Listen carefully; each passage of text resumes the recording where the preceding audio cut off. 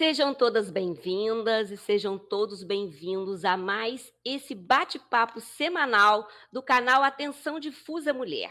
Nosso objetivo é sempre trazer temas que destacam o protagonismo das mulheres nas lutas e conquistas de seus direitos. Por isso é muito importante assistir esse vídeo até o final, curtir e compartilhar para que mais pessoas possam ver esse conteúdo valioso.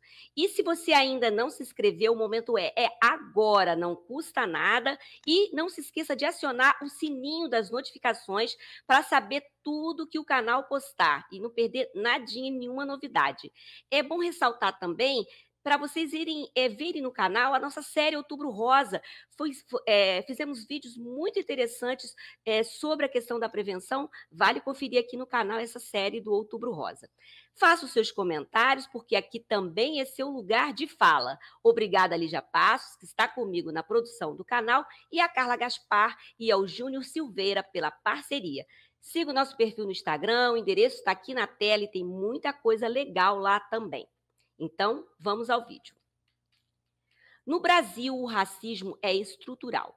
E enfrentar as consequências desse processo histórico que aprofunda a discriminação e a desigualdade social é resistir todos os dias, e não apenas durante o mês de novembro. No entanto, o Dia da Consciência Negra celebra a história do povo preto, uma história tão negada e apagada. O dia 20 de novembro faz memória ao líder quilombola Zumbi dos Palmares, e desse modo a data vem se tornando um momento propício para que a sociedade discuta sobre a necessidade de uma transformação estrutural para um combate mais efetivo contra o racismo. E quem conversa conosco sobre a importância da educação nessa luta e a resistência das mulheres é a educadora, militante partidária, antirracista e feminista Juliana Carvalho. Ela atua como professora há 17 anos em escola pública, é formada em História pela UGB e mestra em História pela UFRJ. Atualmente é uma das coordenadoras do Sindicato Estadual dos Profissionais de Educação, o CEP, aqui em Volta Redonda, no Rio de Janeiro. Olá, Juliana, seja muito bem-vinda ao nosso canal. Obrigada por receber o nosso convite. Sinta-se em casa. Muito obrigada, querida. Salve, salve, meninas! É um prazer enorme estar aqui com vocês no canal Atenção Difusa Mulher.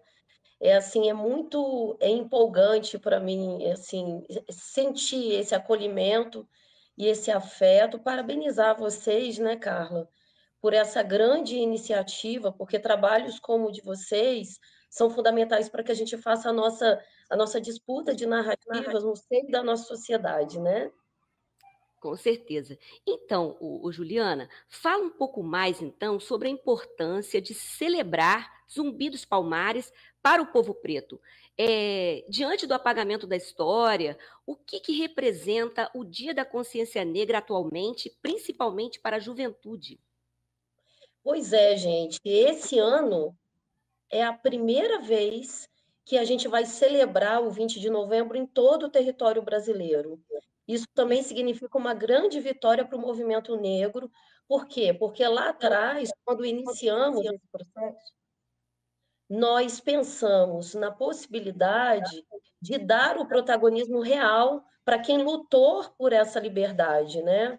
A princípio, o 13 de maio seria essa data, mas era uma data que estava na mão dessa elite política que, de certo modo, não nos representava. Inclusive, queria capitalizar, né, todo esse poder pseudo-libertador e fazer a grande farsa que foi essa abolição da escravidão no nosso país, né? Que no futuro, inclusive, deu margem para que a gente pensasse que nós não vivíamos em um país racista, né? Então, o 20 de novembro, ele coloca no lugar certo, o símbolo certo de luta e resistência para o nosso povo, né? Palmares, o Zumbi dos Palmares não é mais do que Palmares, né? A ideia de Palmares, ela é muito maior e ela simbolizou para nós uma grande república, uma democracia dentro do nosso país, onde nós convivíamos, né, em igualdade com todas as raças, onde nós não tínhamos escravidão,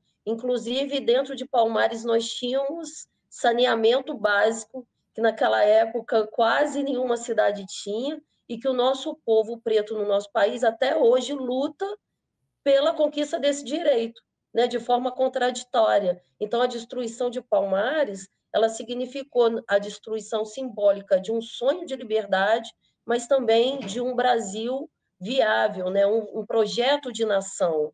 Né? O Abdias do Nascimento ele dizia, né, que ele era um cidadão da República Democrática de Palmares. É. Eu tenho mais tempo? É porque eu não estou conseguindo avaliar. Pode mais um pouquinho aí. Inclusive, essa questão histórica, esse resgate histórico de Palmares, né, derruba muitos mitos. Eu acho bastante interessante falar sobre a história de Palmares, né? Pode falar mais um pouquinho aí. A gente vai falar um pouco sobre resgate histórico aqui ainda, mas pode concluir sim, Juliana, fica tranquila. Qualquer coisa eu te interrompo. A princípio, gente, essa ideia do 20 de novembro, ela surge entre um grupo de estudantes, né, dentro de uma universidade. E a gente está falando que é um ambiente favorável, né? A universidade, que é tão pouco pintada de preto no nosso país até hoje, né? Apesar de todos os processos de luta. Por isso que a gente hoje vai estar falando de educação e como que a educação ela simboliza essa resistência ao próprio processo de escravidão e como que a gente precisa ainda de muito caminhar para uma verdadeira emancipação da classe trabalhadora, né? Nós que estamos militando do lado de cá, né, pela luta antirracista, nós pensamos como prioridade a educação, inclusive o próprio Zumbi dos Palmares, né? Um símbolo pessoal, individual, uma personificação de uma ideia. Ele sabia ler e escrever. Isso significava que a ele era conferido um poder naquela época, né? Era uma situação de muita exceção à regra do que era aquele momento histórico. 1600 o século XVII ainda, né? Isso, Realmente século é uma representação muito grande. Vamos fazer então um pouco mais sobre esse resgate histórico. Qual foi a importância então das mulheres nessa luta? A gente sabe que tem muitas mulheres que se destacaram e se destacam ainda, né? Nessa luta antirracista, é, é, conquistando muitas coisas também. Então, e como que o acesso à educação propiciou a emancipação e o reforço na luta antirracista, né? Você colocou a questão do zumbi, saber ler e escrever, mas a gente sabe que muitas mulheres também, elas, pela emancipação na educação, também conquistou muitas questões, muitos postos, a ponto de conquistas mesmo, políticas, né? Fala um pouco sobre essas mulheres, Juliana. É interessante dizer também que a luta pela nossa emancipação de verdade, verdadeira, né? Ela foi tentada, tentou-se, né? Essa elite política e econômica do nosso país, que a gente chama de elite colonial, ela tentou de todas as formas travar o acesso da população negra à educação. E uma das primeiras coisas que ela fez, inclusive prevendo a abolição em 1888, foi em 1885, gente. Essa elite política ela proibiu o voto aos analfabetos, retirou um direito que existia até então, porque muitas pessoas brancas elas eram analfabetas e elas podiam votar. E o que impedia a pessoa de votar era simplesmente o fato de ser escravo ou não.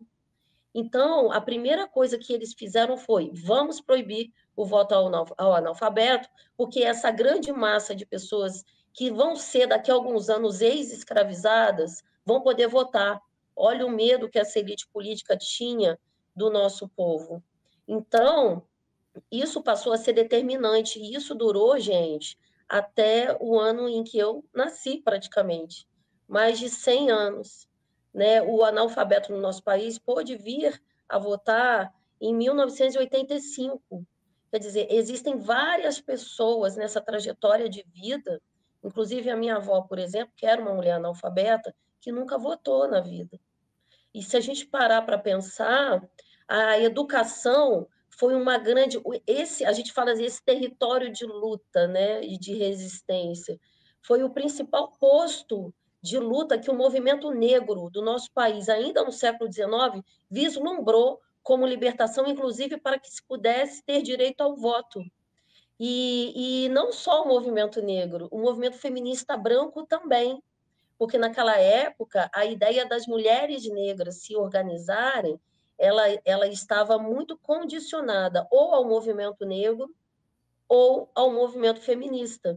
E muitas mulheres feministas no nosso país fizeram essa aliança, mulheres brancas de classe média, fizeram aliança pela emancipação das pessoas negras, de toda a classe trabalhadora, através do acesso à educação. Então, nós temos o exemplo da Antonieta de Barros, que foi a primeira deputada estadual do nosso país, né, lá de Florianópolis, né, Santa Catarina, que ela foi protagonista nesse processo, porque ela foi, olha que coisa mais maravilhosa, ela era jornalista, ela era professora, ela foi impedida de ter acesso ao ensino superior, né? Porque mulheres não tinham ensino superior na época que ela nasceu em 1901, tinha só 13 anos que a abolição tinha sido decretada. Então, ela ainda foi fruto de muito resquício daquela dor e daquele processo de escravidão. Né? A mãe dela tinha sido escrava.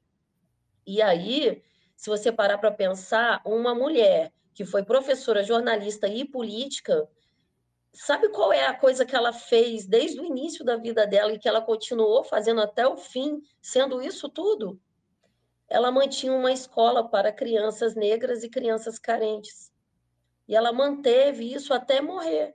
Ela morreu aos 50 anos, muito jovem, né? A expectativa de vida daquela época era complicada, mas, assim, para além disso, olha que símbolo interessante. Uma mulher Ela que negra, né? criou uma mulher negra, e ela que criou o Dia do Professor. Eu costumo dizer que nós, né, nós, mulheres negras, somos prioritariamente a massa de trabalhadores da educação, né? Nós somos profissionais de educação, na maioria de nós, né? É isso. Então, Juliana, acho que é bom lembrar de outras mulheres que a gente possa destacar no... que foi uma referência nessa luta antirracista, mulheres que inclusive tiveram também acesso à educação, né? A gente podia estar lembrando de outras mulheres também. E a gente fala, né, que o Brasil é um país sem memória, isso é horrível de se falar, eu acho um desafio para o professor de história, até porque tem muita história, as histórias estão totalmente distorcidas e não é a história verdadeira, né? Então a gente podia fazer algum destaque aí também de outras mulheres, o que você acha? O que a gente podia estar lembrando aí? Eu fico pensando assim na potência das mulheres negras quando elas têm acesso à educação, né? Por uma questão histórica, mulheres negras são lideranças comunitárias e políticas de todo um povo, né? A gente pode resgatar exemplos desde o passado, passando pela Teresa de Benguela, Mariana Crioula, mas a gente consegue lembrar de uma mulher mais recente que, com apenas 2 ou 3 anos de escolaridade, ela foi capaz de ser uma das cronistas mais importantes do século XX, Carolina Maria de Jesus, que era Sim. uma mulher catadora, ela vivia dentro de uma favela em São Paulo, né, na beira do Rio Tietê, e que era uma mãe solteira. Eu fico pensando assim, ela tinha todas essas atravessamentos, né? Essas questões objetivas que dificultam o nosso acesso à educação e a nossa criticidade, né? Ao nosso acesso à cidadania. Mas a Carolina Maria de Jesus, ela é um grande exemplo da capacidade, né, que nós temos de fazer muito com muito pouco, né? Tudo que ela pôde trazer em termos de crítica social, de observação da realidade dela, são poucas pessoas capazes de fazer. Então, a gente chega à conclusão de que a Carolina Maria de Jesus ela tinha uma alfabetização política muito potente, né? Apesar dos poucos anos de educação formal a qual ela teve acesso. E aí você fica pensando, por exemplo, na Lélia Gonzalez também, né? A Lélia Gonzalez é uma das grandes pensadoras da luta antirracista no nosso país, no entanto, assim, com poucas publicações, porque ela era uma mulher da prática, né? A Angela Davis fala com muito carinho sobre ela, inclusive quando nós brasileiras, né, que somos feministas e antirracistas, falamos com a Angela Davis fala assim, ué, mas Vocês têm a Lélia Gonzalez, né, que, para mim, quem tem que ensinar alguma coisa, para mim, é ela, né? Vocês, enquanto movimento de luta de mulheres negras no país de vocês, vocês inspiraram o movimento negro norte-americano, e é verdade. Se a gente for buscar na história, os jornais do movimento negro brasileiro, eles antecedem ao movimento americano de luta pelos direitos civis, inclusive a questão das cotas raciais que lá foram conquistadas antes, já era uma reivindicação do movimento negro brasileiro. E eles se inspiraram em nós. Olha que coisa interessante da gente pensar, né? Hoje os historiadores estão se debruçando sobre essa organização mais política de luta concreta pela luta não só contra a escravidão, mas a luta pela emancipação pós-escravidão, né? Porque se acreditava em algum momento que pós a libertação, a partir do mercado de trabalho que não fosse racista, com o tempo as relações raciais iam se apagar e que as pessoas, os trabalhadores, iam competir em pé de igualdade dentro desse capitalismo que a gente vive. Mas o que a gente viu foi outra coisa. O que a gente viu foi uma recriação e formas de exclusão para a manutenção desse modo de produção que nós vivemos, né? Juliana, então vamos falar um pouco mais sobre educação. Então, quais são as distorções inseridas na educação, no ensino, de modo geral, que reforçam o racismo na nossa sociedade? Porque mesmo depois da Lei 10.639 de 2003, que obriga o ensino da cultura afro-brasileira, né? Então, o que está impedindo, então, o avanço de uma educação antirracista? Mesmo diante da lei, e lembrando que no Brasil o racismo é crime, e nos Estados Unidos não é, parece, né? Então, ainda tem isso. Então, a gente tem uma legislação. Então, o que acontece? Quais são as distorções que nos impede de avançar nessa direção? A escola, ela não é uma ilha isolada, né? Ela reflete tudo que acontece dentro da sociedade e dentro dela, na verdade, emergem os piores demônios que a gente deixa acontecer fora, né? Muitos, inúmeros casos de racismo o tempo inteiro nós combatemos dentro da escola. Não só o racismo, é tudo que envolve as opressões da nossa sociedade, machismo, homofobia, isso tudo está lá dentro, né? E se a gente parar para pensar na estrutura da educação, esse é o primeiro ponto, né? Pensar quem são esses profissionais de educação, né? Historicamente falando, mulheres negras, elas acessam os postos de cuidado dentro da educação, né? Inclusive, há uma relação de permanência entre as amas de leite, aquelas mulheres que muitas vezes deixavam os próprios filhos para poder amamentar os filhos das pessoas brancas, e essa criança permanecia ali perto dela até mais ou menos 7 anos de idade. Ela não só doava o alimento dela, ela não só amamentava a criança, ela também educava. Então, hoje, no nosso país, nós temos uma base de profissionais de educação, auxiliares de educação, cuidadoras, professoras de creche, professoras do primeiro segmento do fundamental, cuja maioria são de mulheres negras. Então, a partir daí, você já observa uma racialização dentro da educação e da saúde, que são, inclusive, da assistência social também, porque são os direitos, né, de política pública que mais afetam a vida das pessoas negras e, ao mesmo tempo, são as pessoas negras que reforçam e que fazem a manutenção desses serviços públicos. Não à toa são os mais desvalorizados pelo poder público, né? No caso aqui, especificamente da nossa cidade, em Volta Redonda, a gente observa uma desvalorização dos profissionais de educação profunda.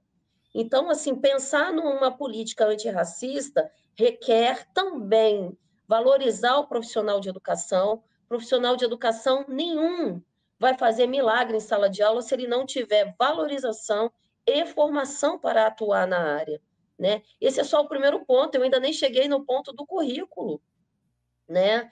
Porque a legislação ela garante a história afro-indígena dentro das escolas, mas não só a história, não só a cultura.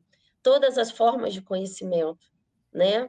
Os povos quilombolas, os povos indígenas, originários, eles contribuíram para que toda a humanidade acumulasse o conhecimento que ela acumula hoje. No entanto, são expropriados de repartir os benefícios desse conhecimento. Vivemos numa sociedade tão racista que quando a gente vê, por exemplo, pessoas quilombolas ou pessoas indígenas usando da tecnologia, de um celular, dirigindo um carro, usando um aparelho no dente, as pessoas se surpreendem, como se as pessoas que vivem na cidade se surpreendem. Ué, mas não é quilombola? Ué, mas não é indígena? Usa roupa por quê? Né? Como se não fossem humanos. Então, assim, existe um processo muito mais grave, né, que a gente tem que dar conta dentro da escola, mas que não está dentro da escola. A gente está falando de política pública para amparar esses profissionais da educação, que inclusive vão refletir na qualidade de ensino para os filhos e filhas da classe trabalhadora, sobretudo crianças e adolescentes negros e negras, né?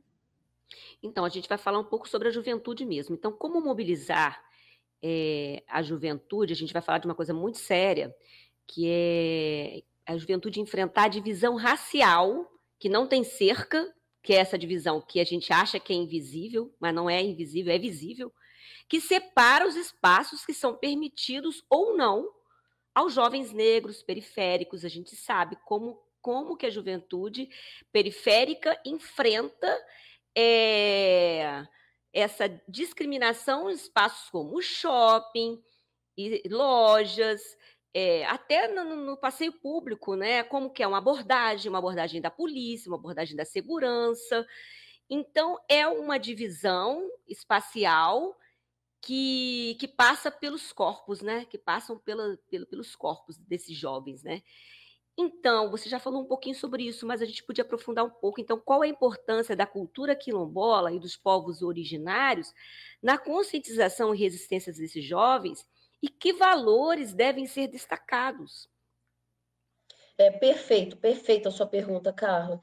Se a gente parar para pensar, há alguns lugares da cidade onde é permitida a presença de jovens, sobretudo negros e negras, e há lugares em que não é permitido.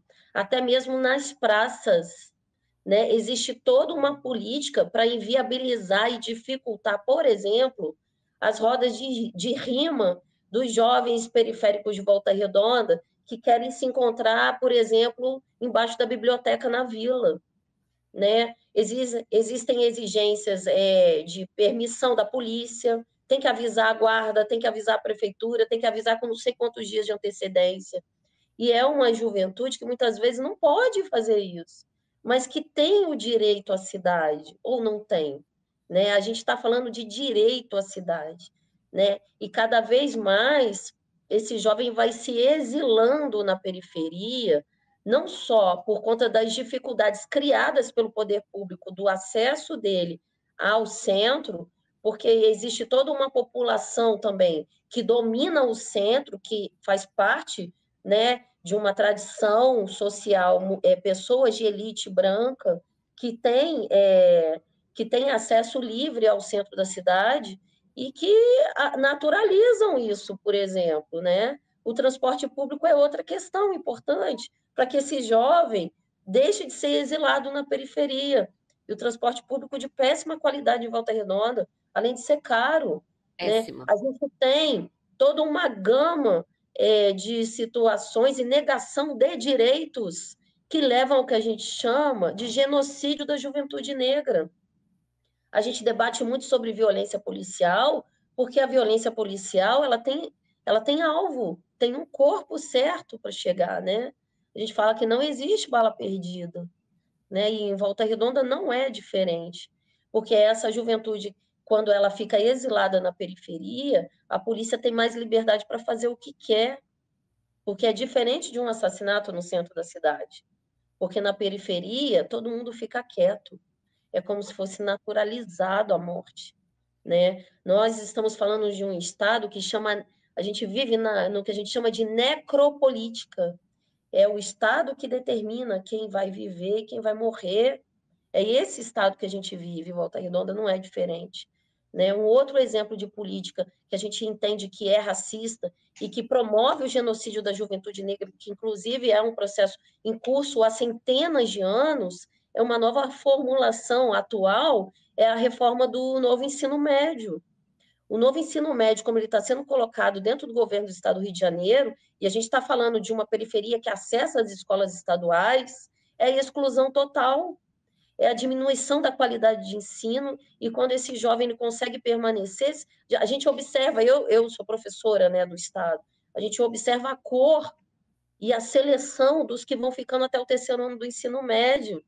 Ou seja, qual é o impacto das cotas lá na universidade? Nenhum, quase nenhum, né? Porque antes disso, os nossos jovens já estão sendo expulsos. O governo fala muito de evasão, mas não é evasão, é expulsão, né? Na forma como o novo ensino médio está sendo caracterizado, como está sendo implementado dentro da escola do Estado do Rio de Janeiro, sem ouvir os estudantes, sem ouvir os sindicatos, sem ouvir as organizações da sociedade, enfim, política de exclusão, essa elite política que quer determinar como que vai ser de cima para baixo, junto com o mercado, né? Porque a educação acontece com o mercado ditando como vai ser, não os seus protagonistas, né? Que somos nós, a população. É uma política de morte que não é só morte física, né? É uma morte em todos os seus aspectos, né? Da sua cultura, de tudo. Então é muito complicado mesmo a gente ver que a gente está avançando pouco, a gente precisa avançar mais realmente. Eu acho que só mesmo a mobilização, né, Juliana? A gente tem que mobilizar e trazer essa juventude. Eu fico muito pensativa na questão dos jovens não estarem dentro do processo de transformação. Eles têm que estar ali dentro. A nossa esperança é essa aí, porque a situação tem que trazê-los para essa mobilização. Mas a gente vai aprofundar um pouco a questão de Volta Redonda, porque aqui em Volta Redonda, a cidade de onde falamos, a gente tem escrito em vários lugares, a gente sempre ressalta que a gente tem escrito em vários lugares, né? No estado, no Brasil, fora do Brasil. Mas a gente fala de Volta Redonda, uma cidade aqui do Rio de Janeiro, que tem um clube Palmares. Então, ô Juliana, a gente está falando de resistência, qual o significado desse símbolo de resistência numa cidade operária construída num modelo que separa os habitantes, seus habitantes, por classe social, porque Volta Redonda foi construída dessa forma, com o início da CCN. Engenheiros num bairro, operários no outro bairro. Então, a cidade foi estratificada assim. Hoje está um pouco diferente, a gente tem uma periferia muito grande, mas é uma cidade que trouxe essa mentalidade para essa cultura, né? Então, aí a questão do Palmares aí dentro dessa representação. Então, quais são os caminhos para uma luta antirracista mais eficaz, visando uma sociedade mais justa, igualitária, né, um sonho? Fala um pouco para a gente sobre isso, Juliana. Pois é, Carlinha, quase. A minha família também viveu esse processo de exclusão dos espaços de lazer, né? A gente agorinha mesmo estava falando que hoje a juventude não consegue nem ir para a praça, e isso não era diferente há 60 anos atrás, né? Existiam os clubes, e realmente teve efetivamente uma segregação racial dentro dos clubes de Volta Redonda, né? Existiam clubes onde você podia entrar e por ser branco e onde você não podia entrar por ser negro, né? É o exemplo do Náutico, por exemplo. A minha família toda conta essa história. E ao longo dos anos, essa galera que estava na CSN, que são trabalhadores da CSN, são operários negros, que não podiam estar no mesmo espaço que os operários brancos. Então a galera começou a se reunir e fundou o Clube Palmares. Naquela época ele tinha mais esse caráter, né, de lazer e luta, né, de ressignificação e resistência, para que a gente pudesse estar junto. E o Palmares nunca excluiu pessoas brancas de estarem lá, né? Essa é uma coisa muito bacana. E eu tenho muito orgulho também de fazer parte dessa história. E ao longo do tempo, o Palmares foi se caracterizando como um clube que também trouxe o resgate da memória e da cultura do povo preto do Vale do Paraíba com muita força, né? Porque nós temos algumas expressões culturais que somos só nós, é só nossa, né? Não existe em nenhum outro lugar do país. Isso foi muito importante também. E hoje em dia a gente está num terceiro momento do Palmares, que é assim fantástico, porque chegou uma galera, uma juventude para fortalecer o clube. A gente ainda tem o Mister como presidente do Palmares, que é uma pessoa muito importante da segunda geração do Palmares, que leva muito bem o trabalho e está agregando essa galera mais jovem, sobretudo de pesquisadores. Era muito interessante, das danças, né? Vários companheiros que traziam, né, manifestações culturais, por exemplo, o jongo, que é uma expressão cultural que é muito do Vale do Paraíba, não existe em outro lugar do país, uma riqueza cultural absurda que nós temos, né? A galera da capoeira, que Volta Redonda também passou a ser referência para o país, por conta da existência desse espaço, né? Do Clube Palmares, inclusive, nasceu o Memorial Zumbi, que foi diante de uma tragédia, eu não sei se vocês conhecem essa história, o mestre Clóvis, ele conta essa história porque ele foi protagonista nessa história, o mestre Clóvis, ele viu tudo que aconteceu, a prefeitura tentou derrubar o muro do Palmares para expulsar a gente de lá. Então, isso deu início a uma série de reivindicações, inclusive a gente conseguiu nacionalmente um movimento muito potente com a presença do Abdias do Nascimento, da Lélia Gonzalez, para que fosse fomentado um espaço central, que foi o Memorial Zumbi, e é uma vitória do Palmares, né? E aí é importante lembrar que nesse último momento nós temos o Mister como presidente do clube, que é uma pessoa maravilhosa, e o Mister da segunda geração, ele diz, né, que o Palmares é o grande berço de resistência da cultura negra de Volta Redonda, e não é à toa, porque nós estamos avançando. Hoje nós não só estamos lá fazendo resistência, nós estamos fazendo propostas de avanço, né? Nós estamos ali trabalhando de inúmeras formas as nossas crianças e a juventude. Temos uma biblioteca nova da AGO, que é linda. Então, assim, é um espaço potente de avanço. Nós temos cursos de letramento racial com o Léo Ângelo, né? E o Douglas, que coordenam. E é assim, é uma equipe muito nova que chegou, colocou força no Palmares e que está cada vez mais potente a nossa luta em Volta Redonda. Juliana, a gente poderia estar colocando na descrição deste vídeo essas informações, horário de atendimento, contato, né, para as pessoas irem visitar.